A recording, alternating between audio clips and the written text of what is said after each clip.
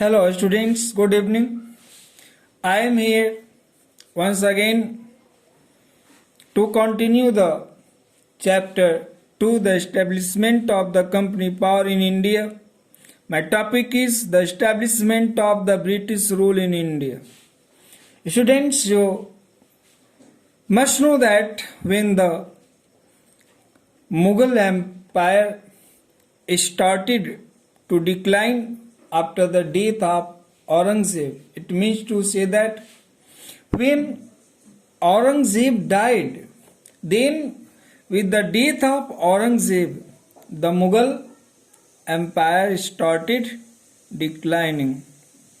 Chaos and confusion prevailed everywhere due to the rule of the weak and incompetent rulers.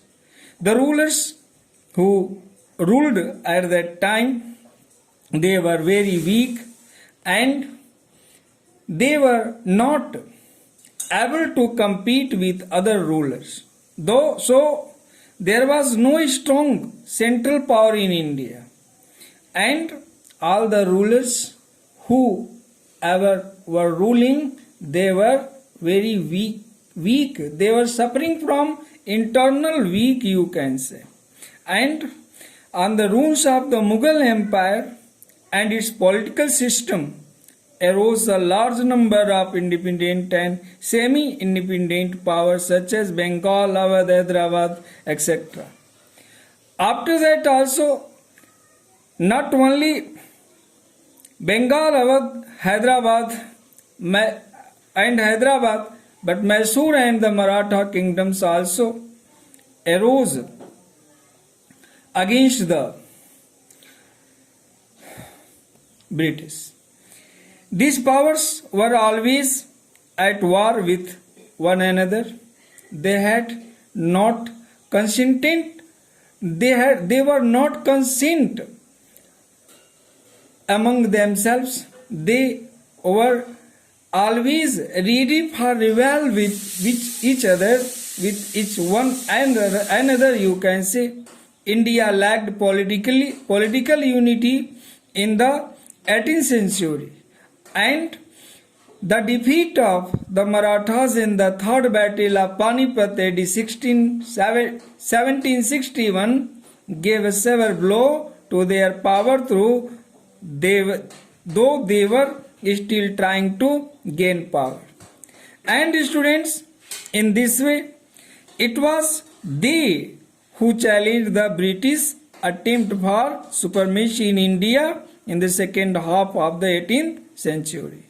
And the success of the English and the Carnatic and the Bengal had changed the nature of the company. Now the company thought that they can establish their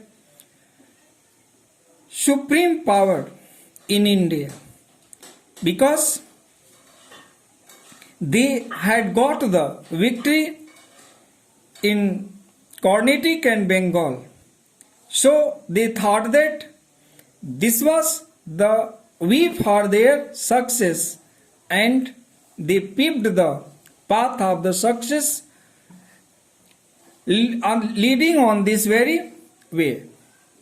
And the English company now became a ruling company and territorial power in India, because there were no one to put a control over them, and it took advantage of the political weakness of India also, because Indians were very weak politically. They had no oneness in their thought, and therefore they carried on the wars with the rulers of the small states of India, and suddenly, all of a sudden, they also succeeded in establishing the British Empire in India. In this way, students, this was the beginning of the British Empire in India. Now, we will see what were the relations of the English with the Nizam. The Nizam were the absolute power. They had the monopoly they were the absolute ruler of their territory. Therefore, above also we have studied that the affairs of Hyderabad deteriorated after the death of the Asaf Jah, the Nizam of Hyderabad, in 1748. Students, you know, Asaf Jah was the Nizam of Hyderabad. He died in 1748, and after the death of the Asaf Jah, the Nizam of Hyderabad, the condition of Hyderabad deteriorated totally, and there was a struggle for the Nawabship. All the powerful persons in Hyderabad tried to get the Nawabship, and this provided an opportunity to the European trading companies to interfere in the Indian politics. Yesterday I also told you that when two people fight, the third take the advantage of the fighting. There happened the same thing after the death of Muzaffar Jung and Nasir Jung. During the Second Carnatic War, the French placed Salabat Jung on the throne of the Hyderabad and ceded the territory of northern Sirkaras to French as a reward. And when the third Carnatic War, Salabat Jung deserted the French. He left the French and joined the English. In this way, the French influence vanished from Hyderabad. The control of the French in this way, in one way you can say that, ended from Hyderabad. They had no more control in the Hyderabad, and the Nizam of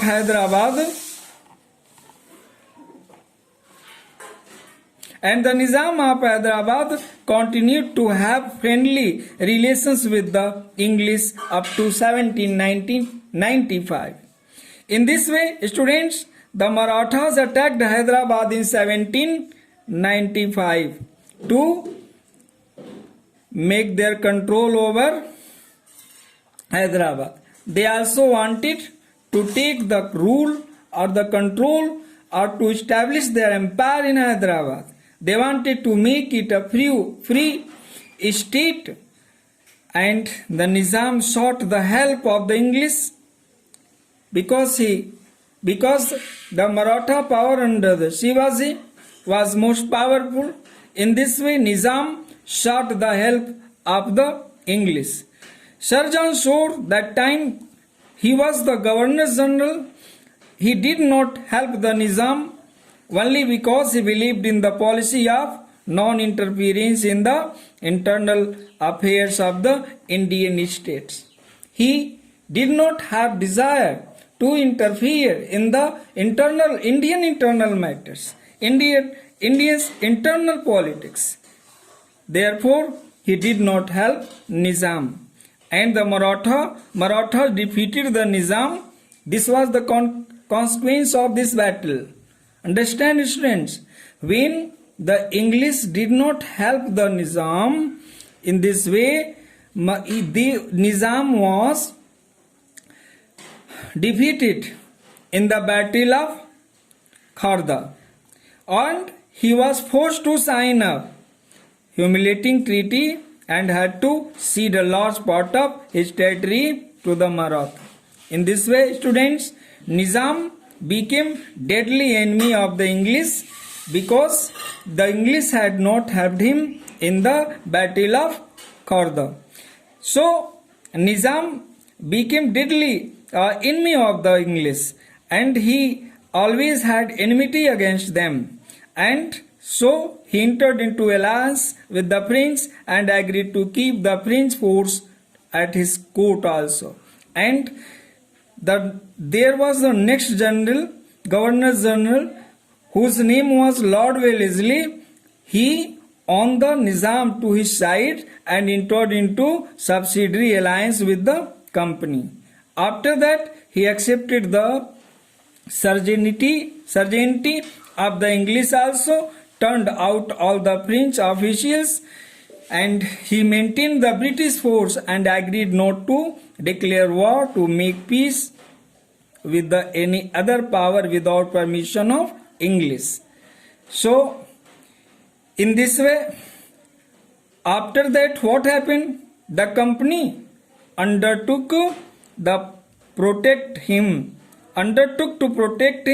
from the internal disorders and external dangers. They promised them that they will help him from the internal disorders and external dangers also. After this, the Nizam always remained loyal and faithful to the ally of the English. He never opposed them again. Therefore, the eagerness of the British in India increased more, students. Understand?